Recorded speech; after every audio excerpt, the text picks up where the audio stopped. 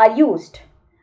Compared to this EVS and H.265, they require few bandwidth to provide better user experience.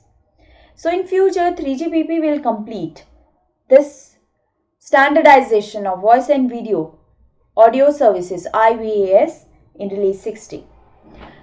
Immersive voice and audio services, it provides better user experience and higher error robustness under various transmission conditions, from clean channels to channel with packet loss and delay jitter.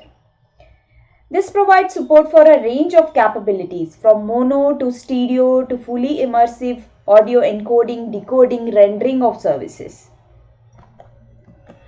ITU and ISO has set up a joint research team. They are studying the next generation video codec, which is H.266. A new generation of video standards will be released in 2020. H.266 has improved performance 40%, like it is 40% more good as compared to H.265. It will be most advanced video compression technology solution in the industry. Thank you.